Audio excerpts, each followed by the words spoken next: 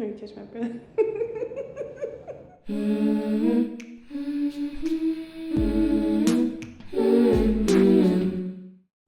Hi friends, welcome back to the Chemically Imbalanced Black Girl podcast. If you are a new listener, this podcast is a collection of visual and audio existential crisis thoughts from a chemically imbalanced Black girl who is me, and my name is Aria. Hey, I wanted to tell you guys a story that I just realized a couple days ago that I never told. So it's like a story, it's like a long time coming for the story because I feel like I talked about it at the beginning of this podcast a whole lot. And I was like, ooh, that's a story time for Patreon. And I just recorded a video to the story for Patreon.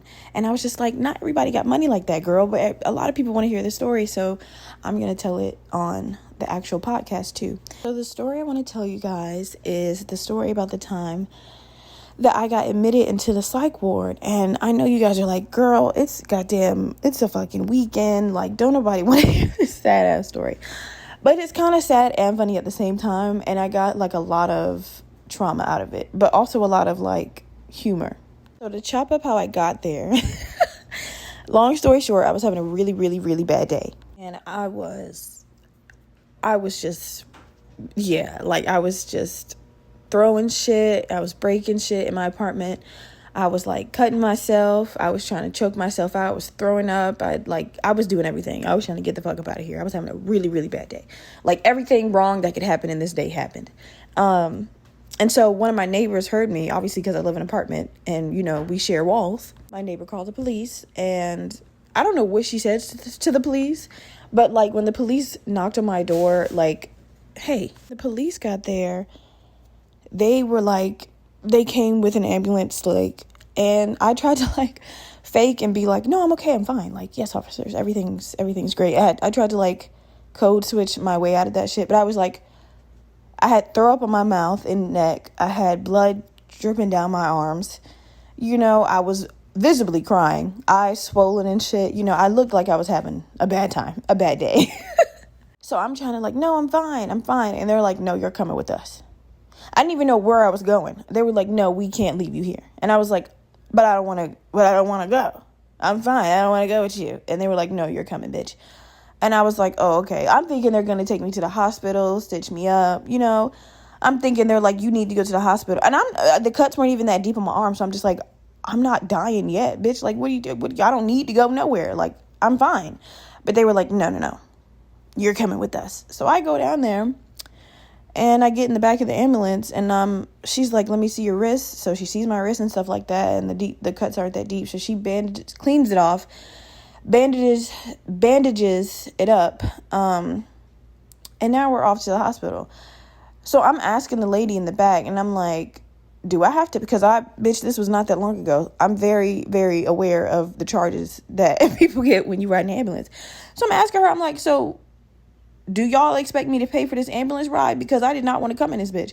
And she was like, oh no. She was like, since they forced you to come, it won't be a bill sent to you. And I was like, okay. In hindsight, I should have recorded that shit because they did try to bill me later, but that's another part. That's a different part of the story. That's not important. So we get to the hospital. We go in through like a back entrance. I felt like a fucking dying celebrity. I was like, well, I ain't never been through no hospital like this. And, like, we go to this police officer window, and they're, like, signing all this paperwork. They're asking questions and stuff. And they put me in a fucking wheelchair. And I'm like, bitch, what's going on, really? Like, I don't need to be in this wheelchair. I could fucking walk. They don't give me a choice, bitch. I have to sit in a wheelchair. They tie my fucking hands to the side of the wheelchair like I'm a fucking flight risk. I was like, okay. So they wheel me. Now we're, like, we go in the elevator, and now we're going up to, like, the part of the hospital where, like, people are, like, where you visit people and shit like that. And they put me in this room. And I get on the bed and they leave me in there for 2 hours. I'm stepping out. I'm like, hello, is anybody like coming to see me? Is anybody going to do anything with me?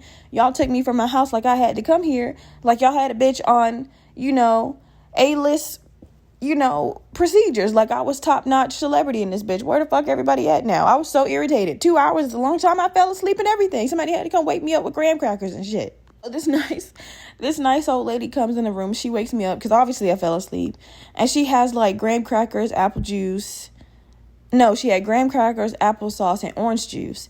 And she gave it to me. And so she's like, you okay, baby? You know, you okay? You having a rough day? I guess she already knew why the fuck I was in there. And I'm like, yeah. I mean, yeah, like I'm having an even worse day now. What the hell am I doing here? When can I go home? And she's like, oh, I don't know when you can go home. Let me go ask. That bitch ain't never come back. After about 45 more minutes, I'm honestly thinking about walking out. And another hindsight, I probably should have. I probably would have got arrested. But like leaving me in there for 3 hours is crazy. So the first person that comes in to talk to me is a fucking psychiatrist, obviously. I'm immediately irritated because I don't know if I've shared this with y'all before. I do not, for me, this is just for me, not for anybody else. I don't feel this way about anybody else doing it. Only me. I don't respect therapy at all. For me.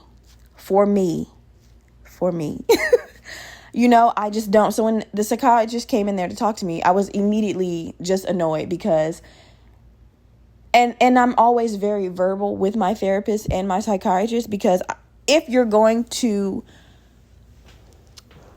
have a session, like if you're really going to do this with me, I need you to know my head for real, right? I don't need you to bullshit me. I hate a quote. I hate, oh, well, things happen for a reason. I hate when you shouldn't kill yourself. You're special. Bitch, you don't know me. You know what I'm saying? And when you clock out, you're not going to give a fuck about me anymore. You know what I'm saying?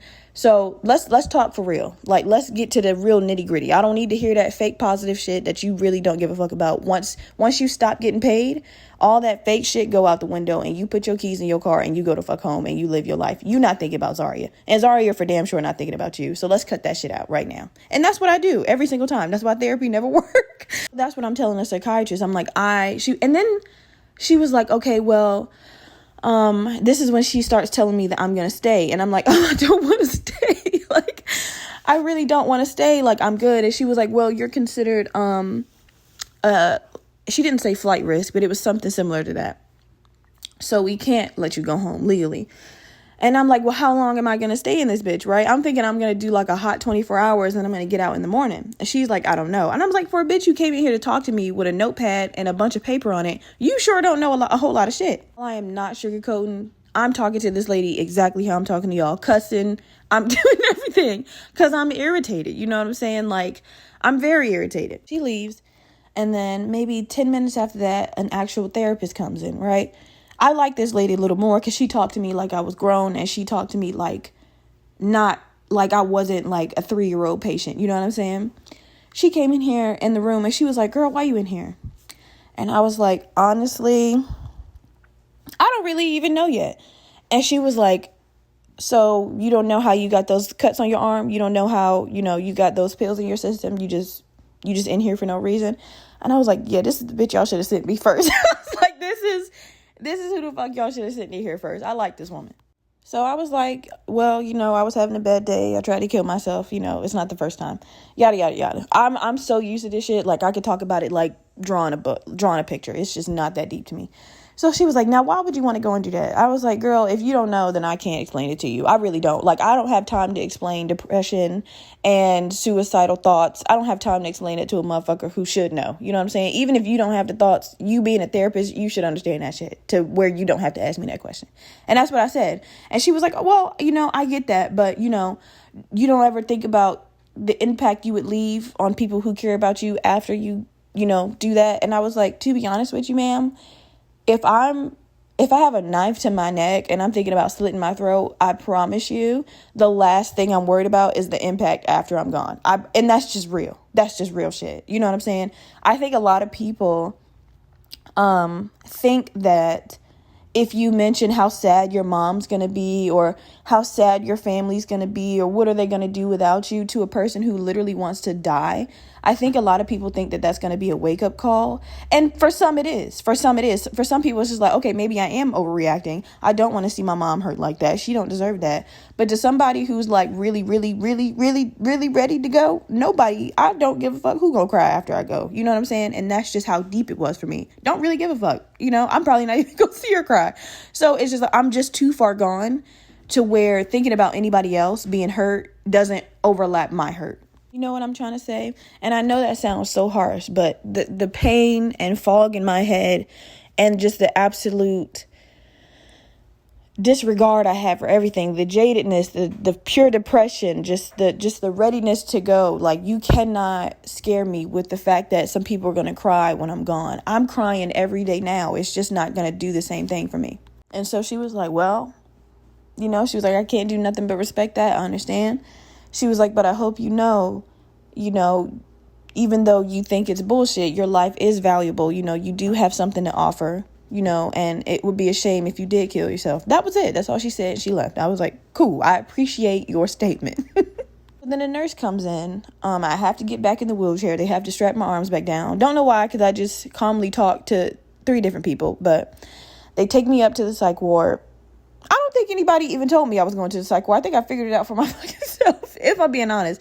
I don't know if I trauma blocked that part out of somebody actually telling me I was going to the psych ward, because I thought I was just going to stay in the hospital.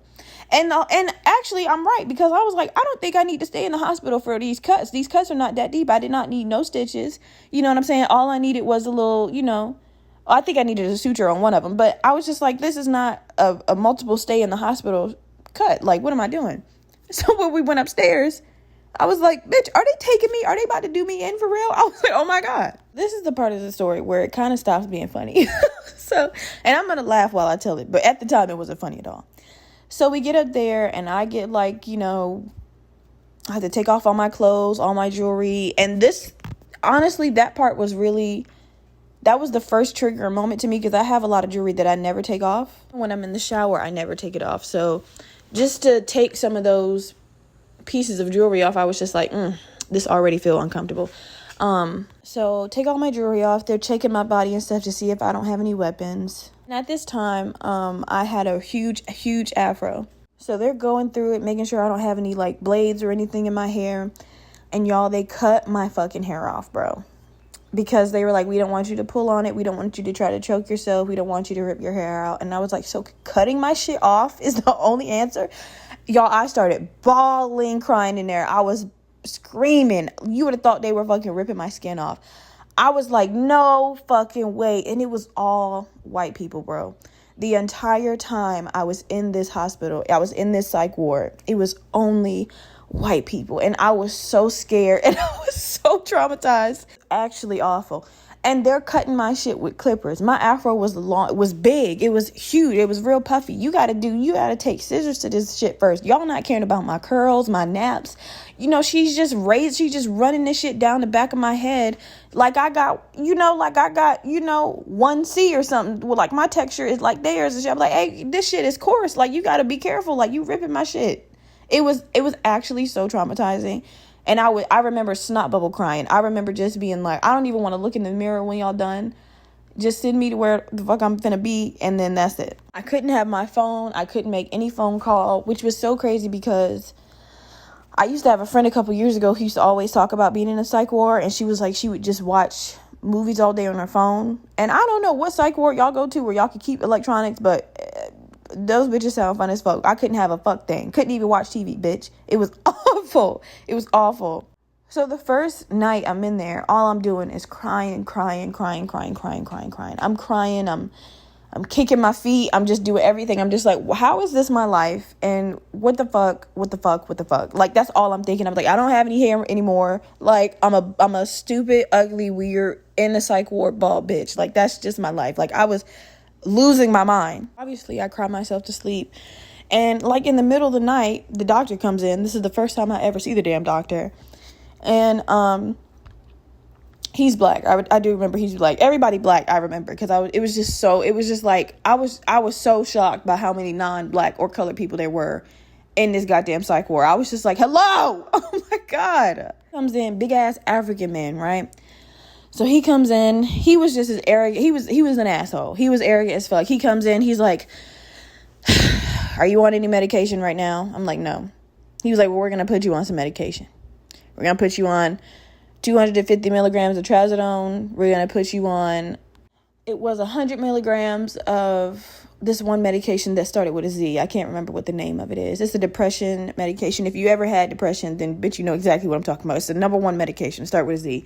And then they put me on 50 milligrams of melatonin because I could not fucking sleep. So I'm really not giving a fuck about all of that. I'm like, so when can I go home? And he's like, well, it's a process. We have to monitor your well-being and, question your thoughts and stuff like that. So he goes down this whole list. Like, have you thought about hurting yourself today? Yes. Well, have you done this? Yep. Have you done this? Yep. Realize now, another hindsight point, should have said no to all of that shit. But since we're here, might as well tell the truth. I'm like, nigga, yeah, I'm sitting here bald as fuck, patchy as shit, sitting in a psych ward. Yeah, I want to kill myself. What the fuck are you talking about? Did you think this was the environment to put me in and I wouldn't want to do that, nigga? So then he said something smart as fuck. And I was like, please don't ever send this man back to my room. He was like, it's illegal to kill yourself, right? Y'all, I wanted to stand up and rock that nigga in his jaw. I was like, sir, and this is what I said verbatim, sir, and so what consequences would I receive judicially for killing myself? Please tell me that. Outside of your belief of me going to hell or not, I really don't give a fuck about that, because that's your shit. Judicially and for police purposes, what illegal trouble would I get in for killing myself? Please get the fuck out my room with that bullshit there. I broke down crying. I was like, I cannot believe that somebody just said that stupid shit to me. Y'all, I started breaking down crying. I lost my mind. I was in that room. What the fuck? I was literally going off. Like, that was the moment I realized maybe I do belong in this motherfucker. Maybe they put a bitch in the right spot, because I was livid. That was the maddest I've ever been in a long time. That was blind rage. That was nothing but blind rage. It was also the first time they had came in to give me all of my medication. If you ever been to the psych ward, if you listening to this and you been to a psych ward before and you don't have any trauma of hearing a knock on the door, I commend you 100%. Because till this day, I don't let people knock on my house door, my room door, my bathroom door. I can't handle the sound of a knock. That shit has truly traumatized me to my core. When I went back to my apartment for a little while, I had to literally put a sign on the outside of my apartment door. It says, please do not knock. Rub my shit, and I promise you I'll hear it. My room is right next to my door. Rub this door, and I'll promise I'll answer it. Do not knock on my shit. Every time I heard them knock on my door, y'all, my fucking heart damn near stopped. I was just like, whoa. And every hour on the hour, you better believe them niggas was knocking on my door to give me all that medication. And I had to get bumped up on every medication they took because it was just not working. If y'all think that I closed my eyes even a little bit to go to sleep in that bitch, you got another thing coming. I could not fall asleep to save my life. And the night nurse was just like, you cannot be up all night like this. And I was like, bitch, where do you think I am? Do you think I'm in where do you think I am? You think I'm in Tahiti on a beach? Bitch, I am in a psych ward on a cardboard bed with a cot on it and a blanket. And my window got bars over it, so I can't even look out at the moonlight, at nothing. I can't look at shit but these four walls. Y'all don't got a TV in here for this bitch. I can't get on my phone. It's not like y'all gave me a suite mate. I'm in this bitch by myself. Thoughts running wild. How do you think I could possibly ever go to sleep? So she's just like, oh, well, I'll tell the doctor to give you a higher doses of melatonin. Bitch, I don't need a higher dosage. I need to get out this motherfucker, right? So the first morning I wake up, I think I maybe had 30 minutes of sleep, right? And I only remember going to sleep because I got woken up. Well, I got woken up for breakfast. Well, medication and breakfast. So I take the medication. I do the little tongue check thing. She checked my mouth, whatever. She gives me this paper. She's like, well, these are the options for breakfast. Circle the ones you want. Sorry for the background. My kids are fighting. She's like, circle the one you want. And when they bring breakfast, I'll have you come out and eat it. I think if I remember clearly, the options were a bacon, egg, and cheese bagel, French toast sticks and eggs, pancakes and sausage, and it was something else. And I chose the French toast sticks and eggs because I don't eat pork. I was like, I don't eat that. I don't eat bacon or sausage. And I'm pretty sure the sausage is not beef. So I got French toast sticks and eggs. And I was really excited because I love to eat. And I was like, the only thing that's going to make this day better is that I eat a good meal, right? I can just forget where I am for a second and I could just eat a good meal. Y'all, it's not even funny. Like, a part of you want to still cry, but like, they wheeled our food out in like a prison cage. Like, it was in a big ass, it was in like a big ass metal, like, heat conductor. And you like pull the trays out and they had like your name on it and you just grabbed your plate and you went to go sit down and eat. When I tell y'all the quality of this food, my voice broke. Ooh, the quality of this food, y'all, was like fucking dog food. And I'm not joking. I'm not joking. The French toast sticks was made out of white bread, soggy as fuck. I could still see the egg wash on them. The eggs were not eggs. They were that shit that come in a carton, like egg powder. You know, no salt, no pepper, no cheese, no nothing, right? It still got that white runny shit on the bottom of it. I could tilt the plate over and my eggs would slide all over the goddamn place, right? I'm like, so obviously I got a bad plate. I'm not eating these wet ass French toast sticks. So I go back up to get a different plate because I'm not eating that. And I go inspect every other dish they brought out. I check the pancakes with sausage. Pancakes harder than a hockey puck, bitch. I'm not lying. Sausage feel like 2 crayons and shit. Like, just hard. The bacon, egg, and cheese sandwich on, y'all, it had like shredded cheese. It had stale bread. I was like, there's no way that this is what y'all serve people who were trying to kill themselves. Like, there's no way. And this is the whole reason why I don't have the respect I should for the mental health care system.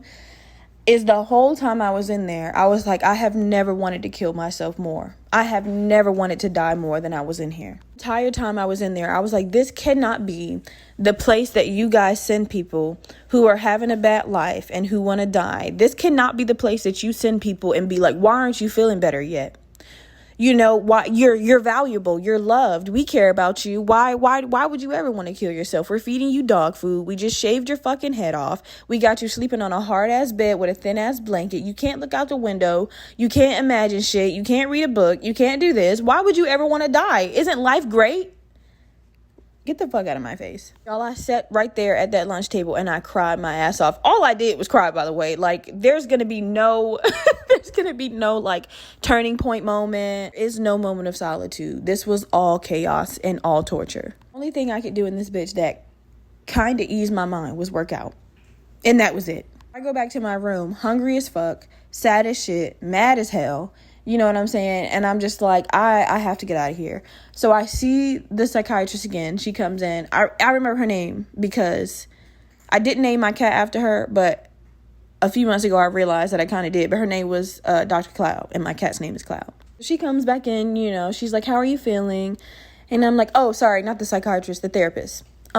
She's like, how are you feeling? And I'm like, honestly, I'm not feeling that great. I'm really trying to get out of this bitch. Like, I understand what y'all trying to do. Not really, actually, because this shit is trash. But I get the concept. But this shit is actually awful. I don't know if I mentioned where I was, but I was in Indianapolis, Indiana. Hands down. And I've been all over the world, bitch. Hands down. The most racist state I've ever been to. And I've been in Kentucky. Okay? I've been to Alabama, right? I live in Florida right now. Hands down. Indiana is that's where the KKK started, bitch. I don't care what nobody say. That is the most racist state ever. You know, so I'm telling her and I'm trying not to cry. Like, I don't belong in here. Like, y'all got niggas in here with schizophrenia. No shade to that. No beef with that or anything like that. But, you know, y'all got actual people in here who really need extensive mental health care. And if y'all giving those niggas the same treatment you giving me right now, ain't nobody getting better in this bitch. You know what I'm saying? I need to go to fuck home. Period. And y'all, she goes, well, you know, I do understand that, you know, the want to go home. You know, you seem like you have a clear conscience. You know, you've never seemed like you've talked out of, you know, a depressive state. She was like, once the week is up, you know, I have no doubt that you'll be right back at home. Girl, when I heard week, I said, excuse me. Huh? Once the what is up? Once the who is up? She was like, oh, yes, you're scheduled to stay 7 days. I said, who? Me? We're on the first morning. I got 6 more days after this motherfucker. What are you talking about? Oh, when I tell you I went off in that bitch, oh my God. I started cussing, fussing. I almost started to fight Dr. Cloud. I'm not gonna lie. I was like, who the fuck is gonna be in here for 6 motherfucking girl, I started going off. I was like, oh hell no. I was like, and y'all, I'm an active flight attendant at this moment right now. I got shit to do. I got work to go to. I was like, no way. No, y'all are not keeping me in here for 6 days. Absolutely fucking not. I was like, I gotta call my airline. I'm thinking this gonna be you know what I'm saying? I'm thinking this gonna be a cute little 24-hour shit. No, y'all, no. She leaves the room because obviously I become belligerent and irate. So she walks out and I'm spazzing in that room. Ain't shit for me to throw. Ain't shit for me to break. These walls is white bricked up. Ain't no pictures nowhere. I'm throwing my pillows and shit. That's not helping. Them shits is poofing on the floor like a cotton ball. I'm just like absolutely heartbroken. So again, they come in, give me my medicine, calm me down. I fall asleep. Because, bitch, I was on like 300 milligrams of melatonin at that point. They was like, when we give you this shit, bitch, you're going down the minute you swallow this shit. I was like, oh, fuck. So I pass out, I go to sleep, I wake up, and I just remember sobbing. Like, I have never cried so long in my entire life than when I was in the psych ward. I was just like, because now I'm thinking about my life, like, I'm going to get fucking fired. Like, bitch, I'm no calling, no show on all of my flights right now. Like, they don't know where the fuck I am. I'm pretty sure nobody in this bitch called my airline to tell them what the fuck is going on. I'm thinking about my life. I'm thinking about Zaria, what comes after this? Like, what are we doing? Like, what the fuck is your life? So before the night ends, Dr. Cloud comes back to my room. And, now me and Dr. Cloud have a little bit of a nice relationship going on, because she's the only one in there that, talks to me like I got some fucking common sense. Or she just talks to me like I'm a regular person. Every other nurse, doctor, anything that came in there, they're always talk to me with this tone and, well, it's okay. And that's triggering as fuck for me. Don't talk to me like that. Even though I want to kill myself, I'm not a child. So she was like, is there anything that you like to do that would make your time in here go better? I was like, bitch, I want to go home. But I was like, I do like to read. I like to work out. I like to eat, which one of those ain't an option in this bitch because y'all feeding a bitch literal dog food. But I was like, I like to read. I like to work out. That's about it. Every other thing, I'm pretty sure. I like to smoke weed. Y'all can't give me that shit. So, yeah. So I'm getting irritated because I'm like, don't ask me shit that I like to do if you're not going to provide it for me. And this bitch brought me back some books. A stack of books from different genres, different, authors. And she made sure that every book she bought me was a black author. And I was like,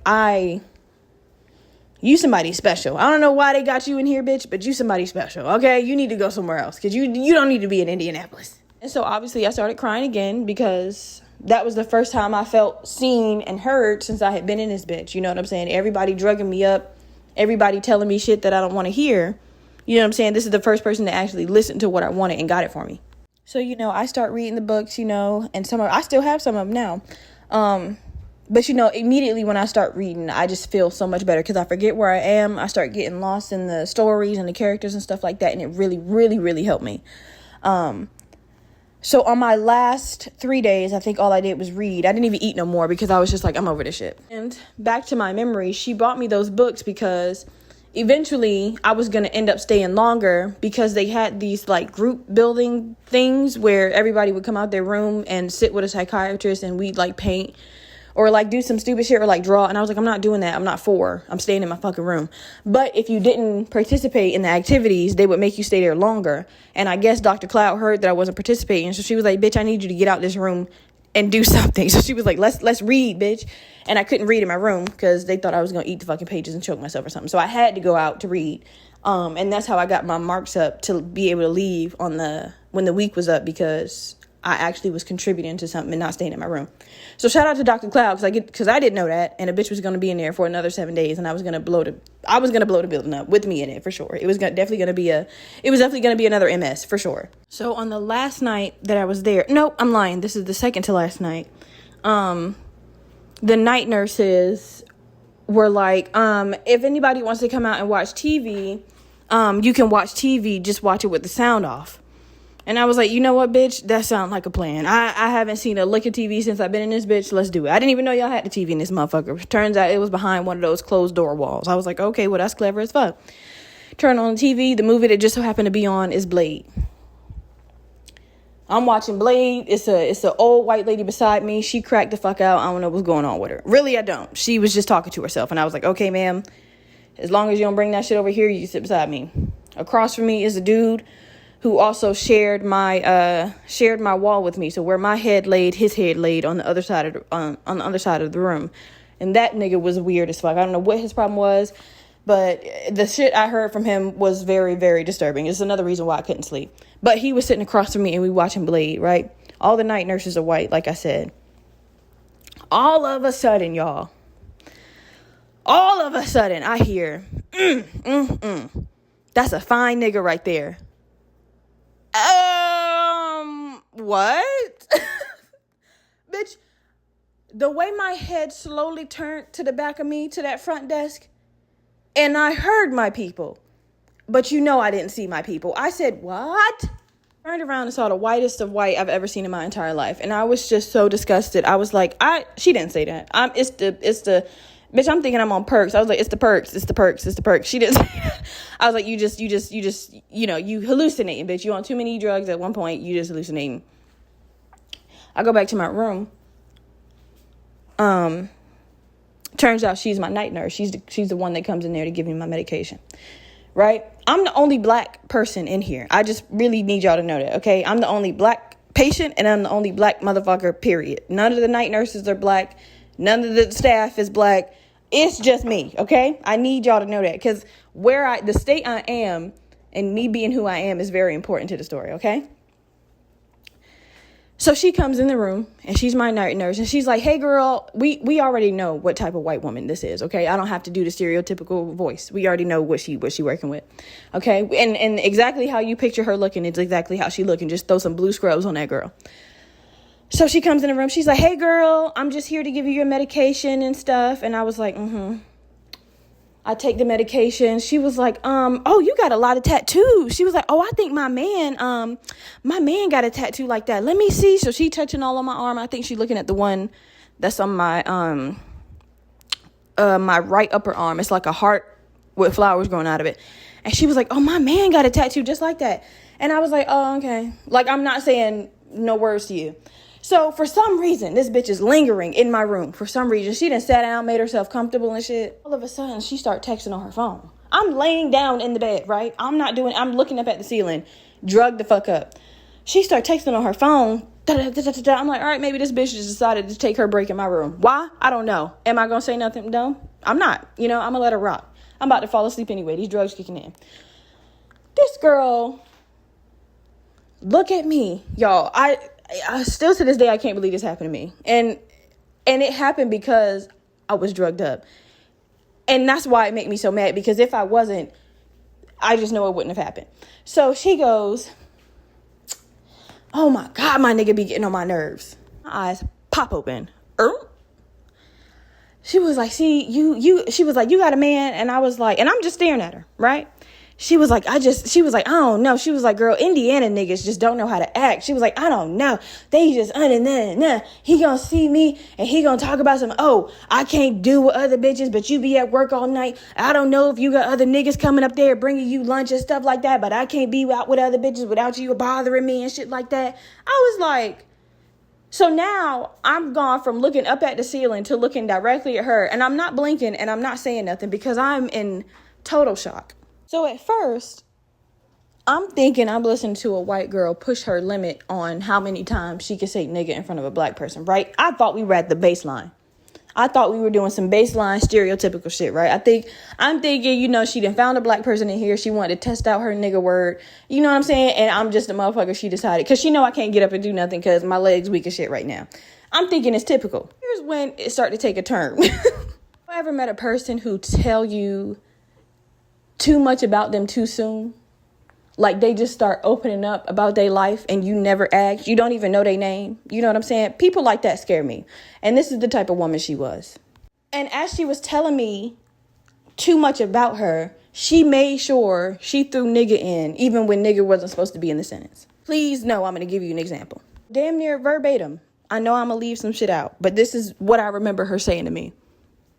And it's just like, he do so much for my kids, but he got kids and his bum ass baby mama always taking his time. And like, I want to see other niggas, but like he got money and like my kids already like him and shit. And like, I don't know, like Indiana niggas is just like, I don't even really like hood niggas, but like he just, I don't know, like girl, you know what I'm saying? Like you got kids. Mind you, I haven't said one word, just haven't opened my mouth even to breathe.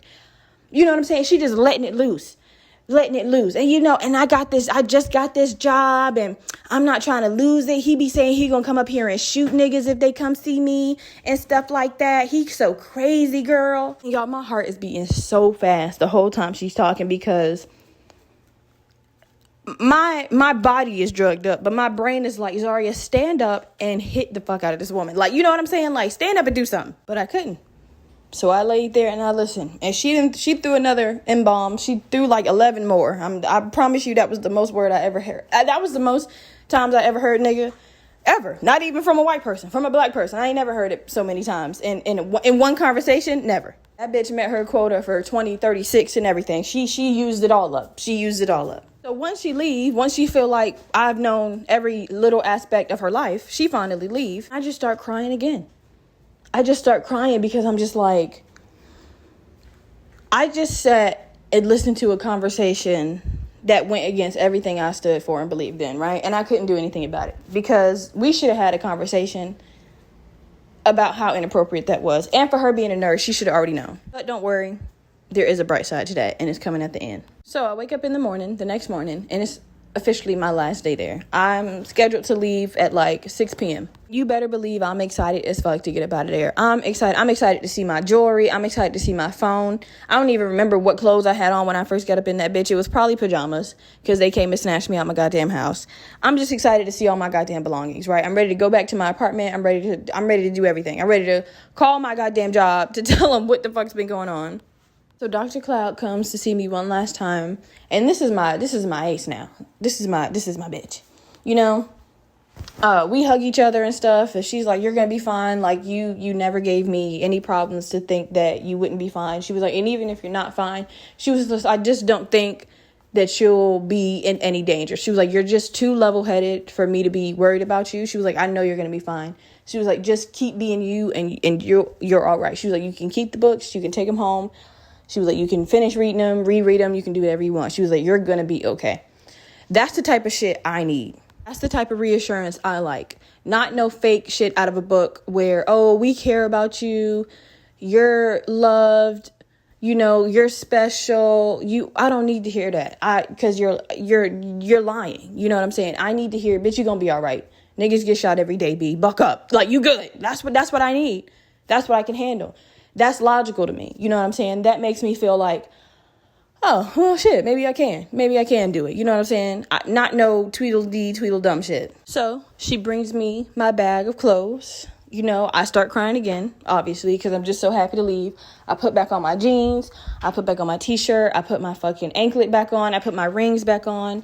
I put all my jewelry back on that I never take off. And I'm just like, oh my God, bitch, I did not feel like me without y'all. Oh my goodness. So I'm looking at my room.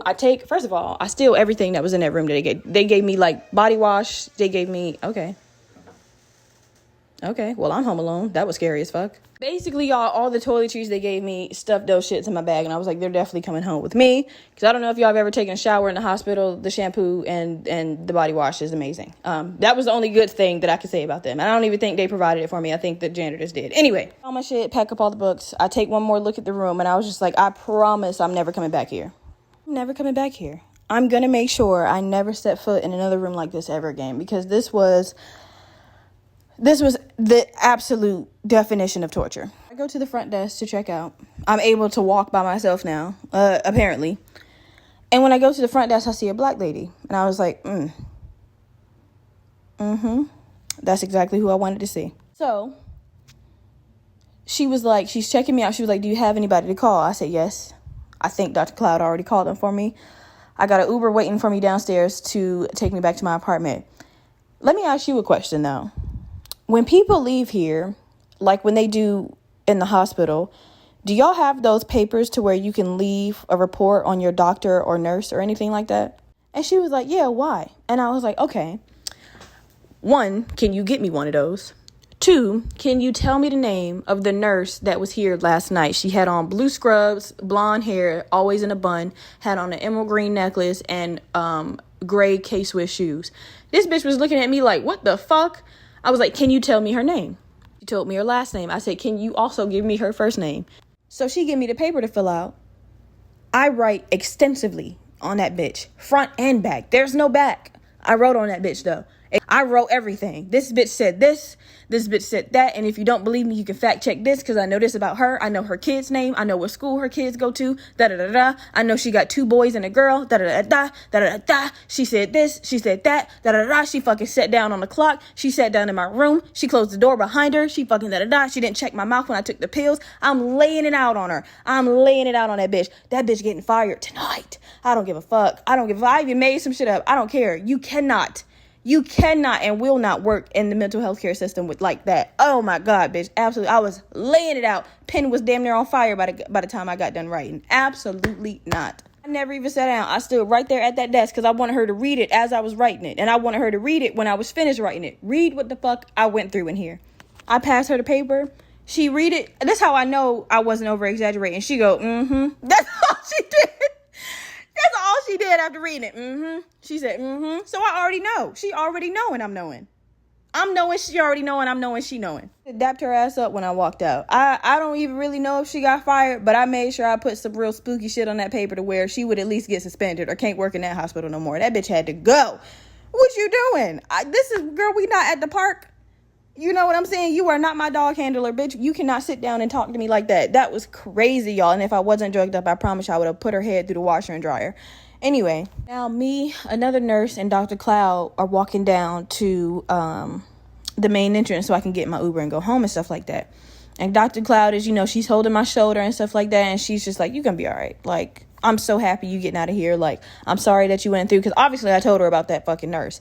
She was like, I'm sorry that you went through that. She was like, I know that, Indiana's healthcare system isn't the best, she was like, and that's why I'm here doing what I can just to make people's experience better. And I was like, no, you ate that. No, you ate your whole role in this, bitch. You ate that. You need to leave, though. And she wasn't even from Indiana. She got placed there at that hospital. I was like, you need to get your ass a promotion, or you need to go to a different hospital, because, bitch, you do not need to be in this, bitch. Okay? You don't. You just don't. You too good for these people, and they know that, and you know that, and something need to change about that. Feeling real good. We had a nice little conversation. I get in that Uber and I'm just feeling so good. You know what I'm saying? I'm just feeling I'm feeling level-headed. That's what I wouldn't say I'm feeling good. I'm feeling level-headed. I'm feeling like, all right, like we good.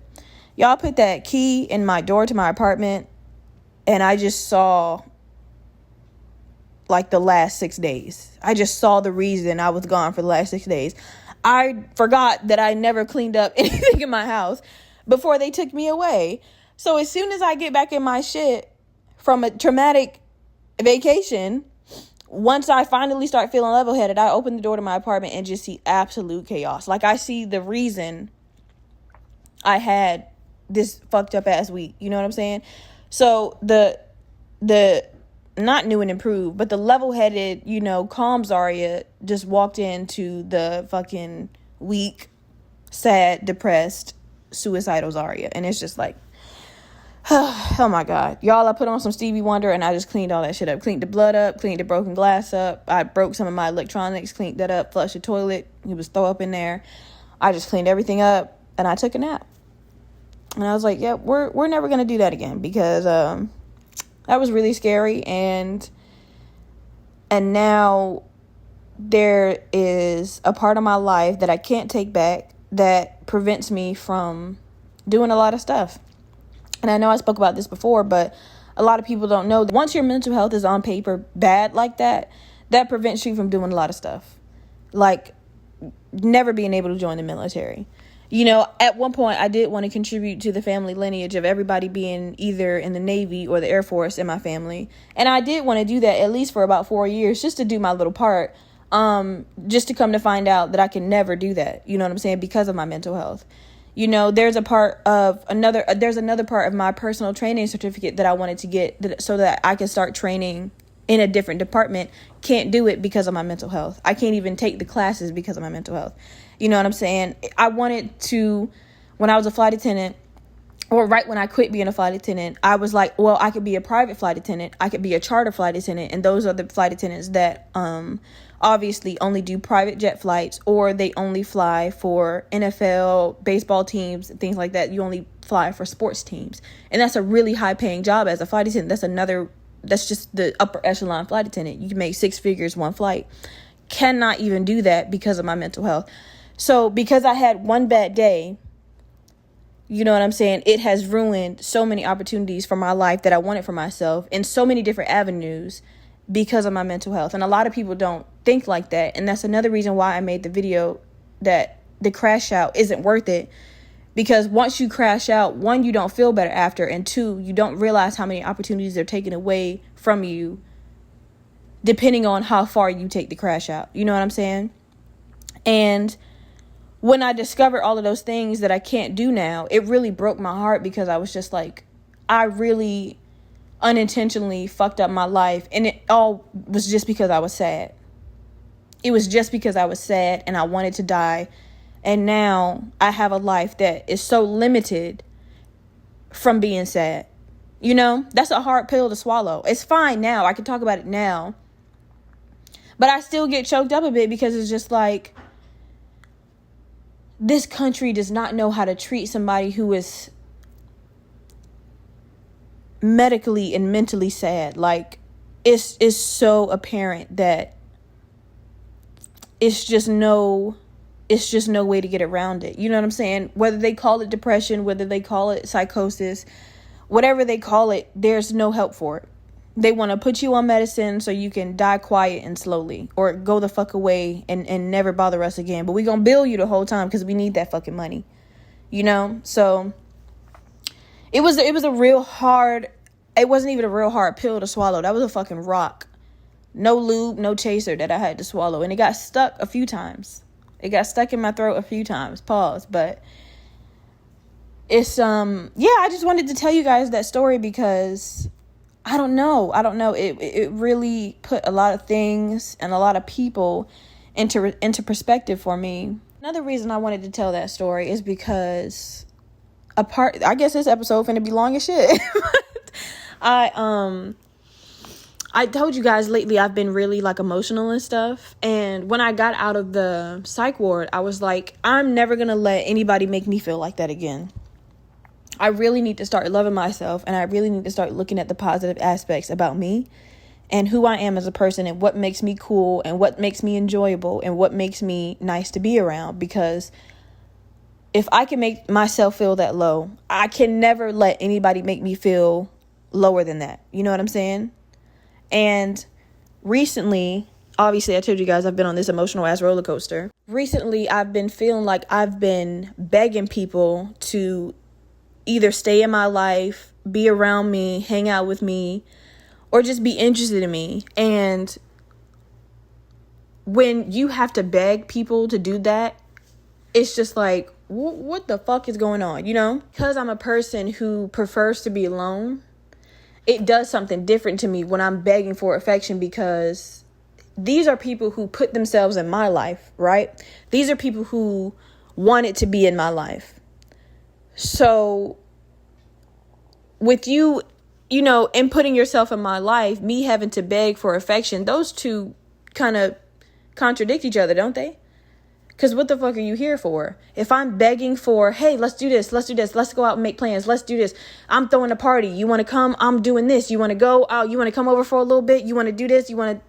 And it's just, no, I don't feel like it. No, I'm doing this. No, I'm doing that. No, I'm doing this. Or just no response at all, whether it's romantic, platonic, you know, anything. It's just been like, no. And it's just like, okay, well, bitch, why are we in each other's lives? You know what I'm saying? I don't understand. I've been going through that a lot lately, y'all. And as someone who's an introvert, that's really annoying, because it's just like, I have the option to just cut all of you motherfuckers off and be by myself, which is what I like anyway. So I'm going against what I naturally know to get some attention from you, because now I'm used to it, because you done been in my life for plus years. You know what I'm saying? Like I said, whether that's romantic or platonic, I'm so used to having attention by you. I'm used to you being around because you put yourself here, that now I don't even notice that I'm begging for it. I don't even notice that I'm yearning for it. You know what I'm saying? And that's a weird feeling as somebody who likes being alone. Cause it's just like, girl, what the hell are you doing? Like, what is, girl, if you don't cut, block, delete, like, do what the fuck you know. And it's just, it's so weird. And so I don't know I don't know. I don't know. I said all that to say, I don't know. These are just my raw emotions that I'm telling you guys. So yeah, like I having the battle between being absolutely obsessed with being alone, but then getting used to having a certain type of company around, and then that company just starts to die off and you're still trying to hold on to it a little bit. It's just like, but I don't want you to go, but if you go, I know I'll be fine. That's a really fucked up way to think. Because truly, I adore being alone. I adore doing things alone. When you get used to a certain presence, a certain amount of comfort or whatever, when you get used to another person or people, you just start to expect, the company. That's all I'm trying to say. Okay, guys, I'm going to end the episode before I just keep talking in circles. I'm surprised it took me a whole year to tell you guys that story. And I'll see you guys in the next episode. I hope you guys enjoyed it. Please like, comment, and subscribe on YouTube. And rate the episode on Spotify and Apple Podcasts. And I'll see you guys in the next episode.